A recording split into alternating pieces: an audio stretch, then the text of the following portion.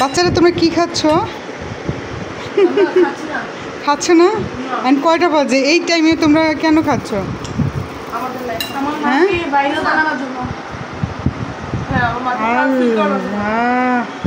11:30 বেজে গেছে, তারা এখনো নাস্তা করতেছে দেখেন।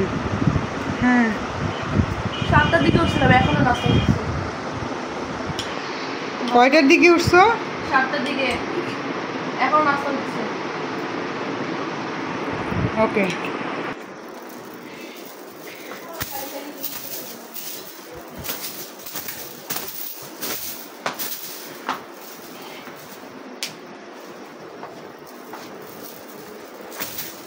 আজকে নতুন বেডশিট বিছেছি, নতুন বেডশিট বিছে তারপর ভিডিও করব, আপনাদেরকে দেখাবো, তার জন্য না।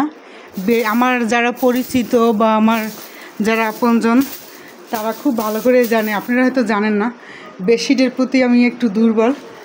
যে নতুন নতুন বেডশিট বিছানো আমার জন্য, মানুষ মেহমান আসলে যে নতুন বেডশিট বিছায় তা কিন্তু না। হ্যাঁ আমার কাছে বেডশিট খুব ভালো লাগে, যে বেশি দিন একটা বেডশিট আমার ভালো লাগে না, ঠিক আছে। আর পুরাতন হলে একটু চেঞ্জ করে করে নেই, বেশি দিন বেডশিট রাখতে পারি না, 2 দিনের বেশি বেডশিট।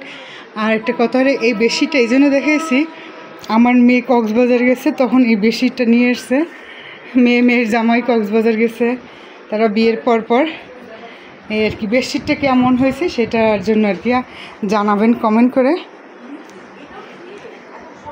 আচ্ছা অনেক দিন ধরে তো আপনারা আমার দেখেন, কি বলে, ভিডিও দেখেন, তারপর অনেকে বলেন আপু কিভাবে কমেন্ট করে ইউটিউবে, কোন জায়গায় কী, কিন্তু আপনারা ইনবক্স করেন, এটা কেমন কথা? এখনও যদি আপনারা কমেন্ট করতে না পারেন, এটা কথা হলো?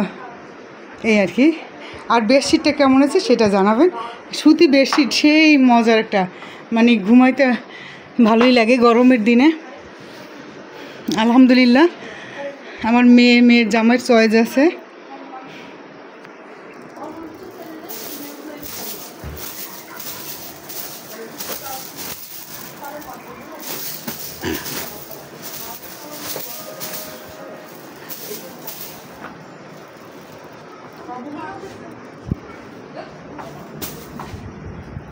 আর এই জায়গায় না আসলে আমার ভালোই লাগে না।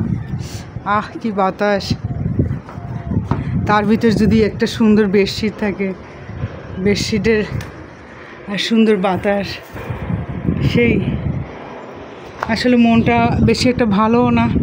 চেষ্টা করি হাসি খুশি থাকতে। আপনারা তো বুঝতেই পারছেন দেশের কী অবস্থা।